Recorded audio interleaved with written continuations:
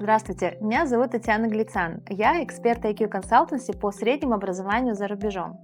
Мы с коллегами зачисляем в сильные школы Великобритании, США, Канады, Швейцарии, Арабских Эмиратов, а также филиалы британских и американских школ в Азии и Европе. Мы накопили огромный опыт и базу ценных знаний о том, как подготовиться и попасть в такие топовые школы, как Brighton College, Seven Oaks, Stonebridge, Caterham, Rugby School и другие. Мы можем вам помочь в тех случаях, когда вы хотите поступать, но не знаете, с чего начать. Или наоборот, знаете, куда хотите отправить ребенка, но не понимаете, какие шансы, не знаете, как подготовиться. Или, например, когда надо быстро подготовиться и поступить. Недавно у меня был кейс с девочкой Златой, у которой был уровень английского А2, то есть практически начальный, и мы буквально за 4 месяца смогли подготовить ее и зачислить в школу Лейтон Парк. Например, вы боитесь ошибиться с выбором школы. Опасаетесь, что ребенку не понравится, или он захочет домой, что ребенок не потянет обучение. Ну и в целом, если вы не понимаете, как построить образовательный путь ребенка, мы также можем помочь. Так, например, недавно мы помогали Артему поступить в 9 класс английской школы Клифтон после школы Брайтон Колледж в Дубае, в которую он также поступил вместе с нами. Очень важно взвесить все «за» и «против» на этапе выбора страны и понять, какие критерии являются для вас определяющими. На что стоит опираться? Критериев множество, и для каждой семьи будут важными свои. Это и подход к обучению, степень самостоятельности ребенка, менталитет и культура страны, планы ребенка на будущее, логистика, визовые правила, климат и другие. Родителям, не погружаясь в тему, сложно понять, какие именно школы хорошие. Подходы к обучению везде разные. Например, в Англии с будущей профессией определяются раньше, а в США позже. Если в старших классах британских школ ребенок пристально изучает несколько выбранных предметов, которые ложатся в основу выбранной университетской программы, то в США старшеклассники изучают общую программу, а специальности могут выбирать вплоть до 3-го курса. Поговорим о том, как выбрать школу. Основные параметры.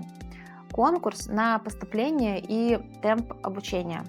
Важно сразу оценить свои возможности. Также стоит иметь в виду темп обучения в школах с высоким уровнем подготовки. Там будут соответствующие требования к успеваемости.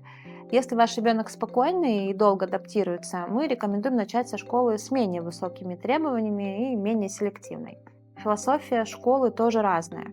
Существуют более академически целеустремленные школы с акцентом на точные науки, а есть школы, которые не гонятся за рейтингами и практикуют более свободный подход. Они делают акцент на развитии личности и раскрытии талантов. Стоимость обучения. Стоимость отличается в зависимости от страны и уровня школы. Например, в Испании можно подобрать школу от 30 тысяч евро за год. В США это будет уже стоить от 50 тысяч долларов в год.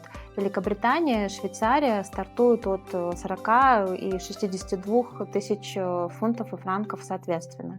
Если есть цель получить британское образование по более доступной цене, можно рассмотреть филиалы в других странах, например, в ОАЭ или Сингапуре. Конечно, это большие расходы, но это и значительная инвестиция в будущее вашего ребенка. Также стоит заранее заложить дополнительные траты, например, подготовка к обучению, регистрационные сборы, это 150-200 фунтов за школу, визовые расходы, страховка в районе $1500. Также опекун, если речь идет о Великобритании, порядка 2-3 тысяч фунтов в год. Также часто родители спрашивают про стипендии, и если у ребенка есть значимые достижения, например, победы в олимпиадах, хорошая успеваемость, разные соревнования, мы просим школу рассмотреть заявку на стипендию. Имейте в виду, это не будет полное покрытие, обычно не более 50% за обучение, а, как правило, 10-20%. Это может быть частичное покрытие обучения, может быть профессиональная поддержка по выбранному направлению в течение года. Например, они получают возможность посещать семинары, тренировки, ездить на олимпиады и соревнования. Вы можете написать мне про достижения вашего ребенка, а я сориентирую вас, какие есть шансы на поступление. Специализация школы. Если ваш ребенок показывает успехи в спорте, искусстве, точных науках, нужно задуматься, не подойдет ли ему специализированная школа, которая фокусируется на его интересах. Например, участвует в национальных соревнованиях, олимпиадах, конкурсах или выступает с концертами, выставками и что-то подобное. То есть продвигает своих студентов в профильные вузы. Специфика проживания на пансионе. Обратите внимание на соотношение иностранцев и местных студентов, национальный состав учащихся, также на размер пансиона и его оснащение.